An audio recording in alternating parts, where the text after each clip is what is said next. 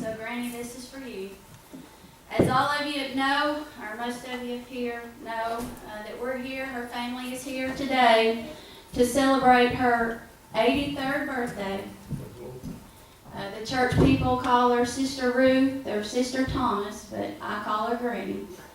I'm going to read something to you this morning. I don't want to take up too much time. And Randy, I didn't mean for you to cut your message short at all, but I just couldn't let this day go by without saying a few things. And I wrote this for two reasons. One, I wanted to let her know what she means to me and to all of us. And number two, I wanted to give the rest of you that maybe don't know her as personally as I do, a brief glimpse into her life. And there's so much more that I could tell you today than I have time to tell you. And I want to be brief. I've only let two people read this, one of which was my husband. Mickey read it, and after he read it, he said, I don't know how in the world you're going to get up there and do this without crying. But I said, I am going to try to be strong, but I've got tissue just in case. Most of the details that I'm fixing to give you are simply things that I can remember off the top of my head. I couldn't verify all of this beforehand because I knew she would get suspicious. So, Granny, if I make any mistakes, you can correct me later. I'm not a speechwriter and I'm not a speech giver. This is just my own words delivered in my own way. And I was thinking this week, it's a shame that we wait until a loved one is gone before we tell them how much they mean to us. Yes. We see it all the time, Brother Danny, in movies where you'll see a loved one standing over a casket or at the graveside of someone that they loved and cared about. Yes. And they're telling them how much they meant to them. Yes. But by then it's too late. They can't hear you. So there's no need in waiting. It's hard for me sometimes to stand face to face and tell someone how I feel about it. It's easier for me to write it down and just say it to a whole group of people. So that's why I chose to do it this way. So here it goes. A.B. Ruth Pierce was the second child born to Adrian Ellis and Mary Lee Pierce on February 28, 1931. It seems, however, that the country doctor or the nurse or whoever it was that delivered her must have waited a week before filling out her birth record, because it was many years later, I think it was about 50 years later, when she made a request for a birth certificate that she found out legally her birthday is March the 6th, 1931. So every year we get to celebrate her birthday twice. She was raised very poor. Her mother was sick much of the time. Her daddy was a painter who in the summertime found work easier. He could find more work in the summertime than he did in the winter. She had a total of 10 brothers and sisters, so you can imagine that even summertime, when he found work, that was not easy even then. But she has told me that the winter months were much worse. One of her sisters, a girl named Mary, Granny says she was the most beautiful baby girl you ever saw. She died when she was 2 months old of pneumonia. Granny said that she was so beautiful that God must have wanted her in heaven with him instead of here on earth. So he took her at 2 months of age. To this day, she still gets sad when the cold weather starts moving in. The winter months approach. And I believe it all goes back to those painful memories, those hard memories that she had as a child. She's known what it's like to be hungry, and she's known what it's like to be cold. She also knows what it's like to work hard every single day of your life and just barely get by. At the age of 14, she went to work for Snow White Laundry in Tullahoma. She's told me of times that she had to walk several miles to and from work on long, dark roads at night by herself, in the snow and in the rain, walking to and from work to keep food on the table for herself and for her family. I can't imagine a 14-year-old doing that today. But it seems to me that she was the one that they all looked to in her family because she was the responsible one. She always did what was necessary, what was required of her, whether she felt like it or not. I'm not exactly sure how old she was. I want to say she was 21 when she met and married my grandfather. All the grandkids, we called him Peepaw. His name was General Keith Thomas. And I recently found out, just a few days ago, that he pawned a guitar so they could have the money to get married. I didn't know that. They were together for 52 years until he passed away on December the 28th, 2004. And I think I can speak for the rest of the family when I say that his passing left an empty place, a void in our family that will never be filled again. They were blessed with 5 children, 12 grandchildren, and a whole slew of great-grandchildren. I wasn't even going to try to count them. I knew I missed somebody. But most of them are here today. Some are not because they had to work, but most of us are here. The majority of her adult life, she worked for the Tennessee Tanning Company in Tullahoma. And her job was to lift, hang, and spray hides. This, in my opinion, should have been a man's job. Because as you can imagine, those cow hides or whatever hide it was that she was having to lift and spray, they were heavy. It was back-breaking work. In the summertime, she told me that it was so hot where she worked, she could hardly breathe. I guess they had to dry those things, so they had heaters going. I don't know. You can ask her. But she has told me of awful headaches, debilitating headaches that she would get many times because of the heat and the fumes from those chemicals that she was spraying. But there were no sick days, no off days. She had 5 children to feed, so she did what she had to do. She worked day in and day out to put food on the table, Monday through Friday, day after day. Now you would think that maybe she could get some rest on Saturday and Sunday. But there was plenty of work to be done on weekends too. She once told me that when she was raising her kids, she would get up early on Saturday mornings. She would start with one room of the house and keep going until she cleaned every room from top to bottom, washing curtains, moving furniture, and cleaning out from under it, even if it took her all day long. And she would wash and starch and iron the clothes for the upcoming week.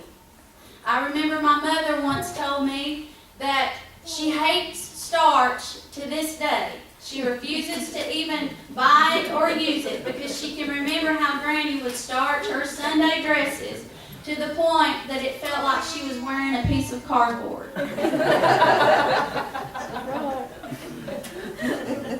So she worked to look good. She worked all day on Saturday. Maybe after church on Sundays, I don't know, you can ask her. But maybe she rested some then. I would venture to say if she got any rest at all, that was probably it. I believe that life up until that point for her had been pretty hard, had been pretty tough. She was blessed in many ways, but it was a tough life. I do think that things got a little bit easier for her as her kids got older and left home and got married. That is until all us grandkids came along. You know that old saying that says, just when a woman thinks her work is done, along come the grandkids. That's true.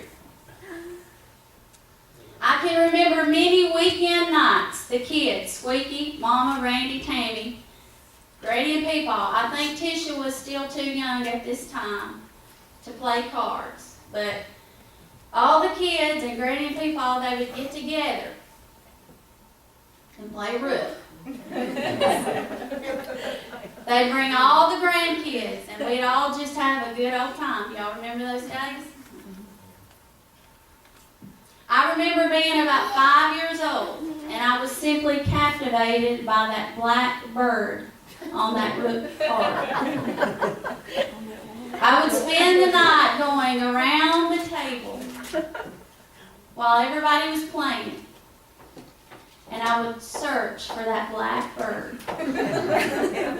And once I found it, I would stop and I would stand still behind the person that had it, just looking at that bird. And I never fully understood why they all got so mad at me for doing it. But those were good times. She was always there for us grandkids when we needed her to be. I loved my Saturdays at Granny's house. In the morning, I would wake up to the smell of biscuits in the oven and sausage in the frying pan. And after we ate, a bunch of us would get together and go yard selling or to the flea market. We'd just all pile in the car, and that's what we did. It was a simpler time back then. I've got a story about a yard sale, but I'll save that later. Tisha knows what I'm talking about. Tisha got left at a yard sale one time. And I knew about it, and I didn't say anything because I was glad to get rid of it.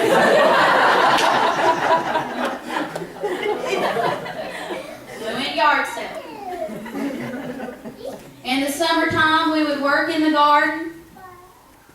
And in the evening time, we'd all pile up on the front porch eating cucumbers and tomatoes. Wendy, cucumbers and vinegar for you. Stacy, you too.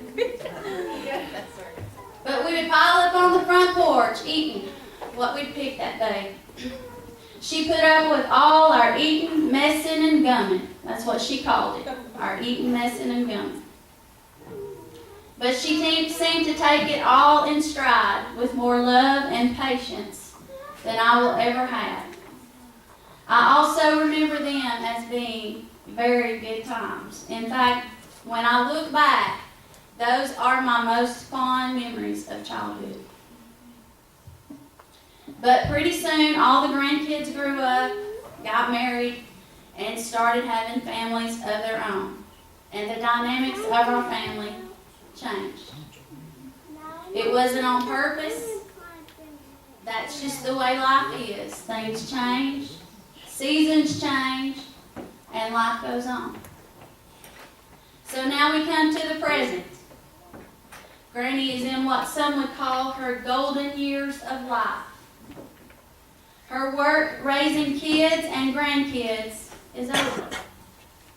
I wish that her life was easier now than what it is. If anybody deserves an easier life, it is her. She deserves it.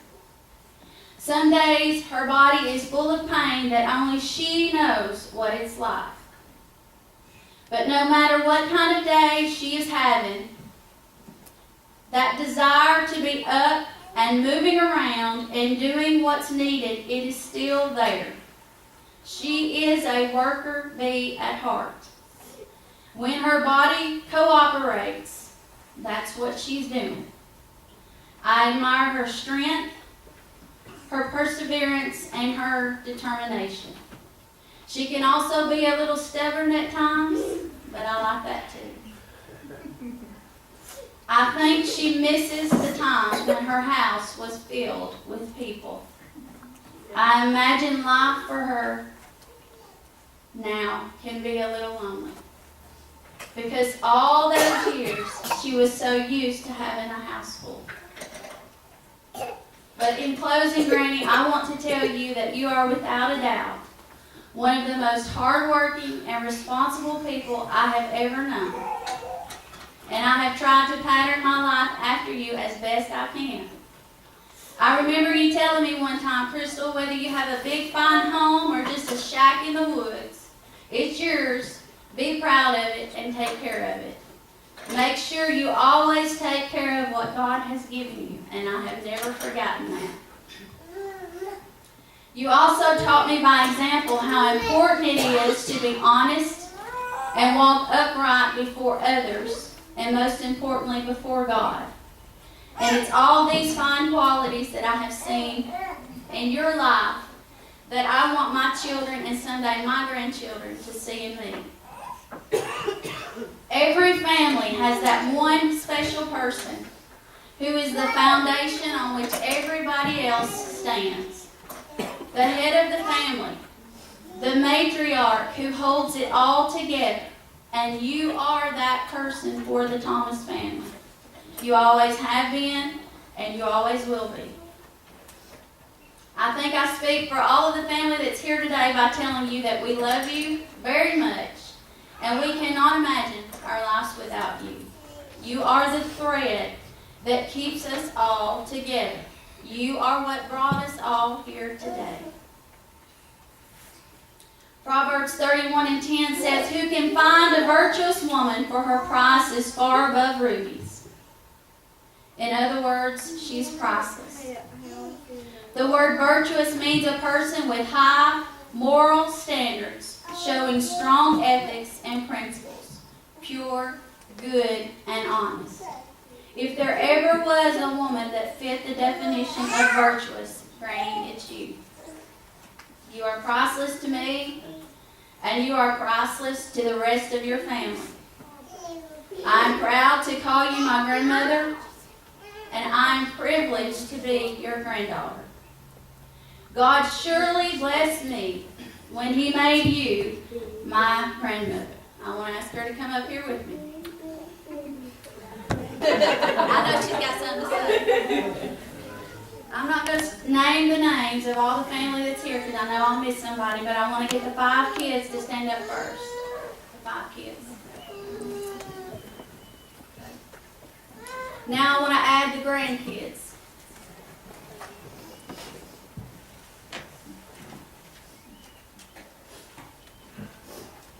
Now let's add all the great-grandkids and all the spouses.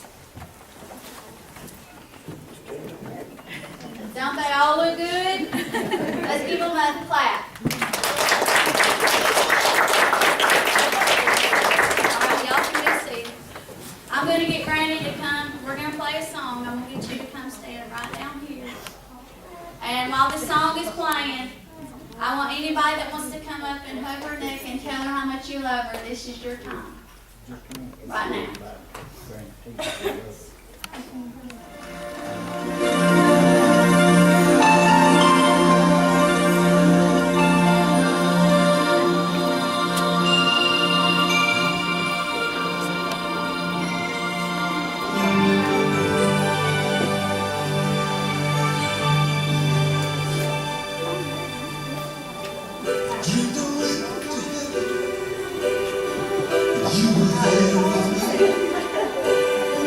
We walked upon the streets of gold, sang the Christmas song, heard these angels singing, and someone called you. You turned and saw the shine, and he was smiling as you came. And he said, "Friend, you may not know me now." And he said, "You used to teach my Sunday school. I was your name.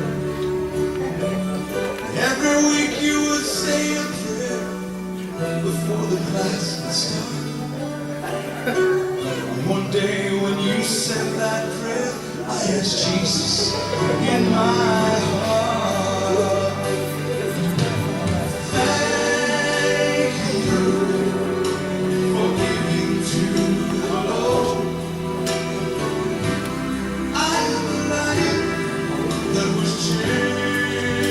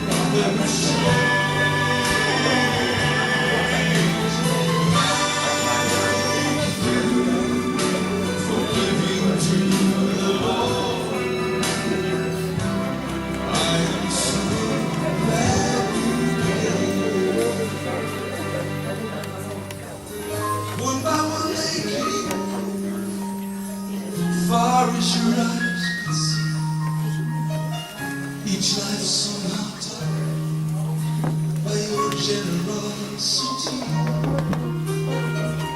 Little things that you had done, sacrifices you made, were unnoticed on this earth. Yeah, now I'm living. I know I've been not supposed to. I'm almost sure there were tears in your eyes as Jesus took your hand and you stood before the Lord. He said, my child,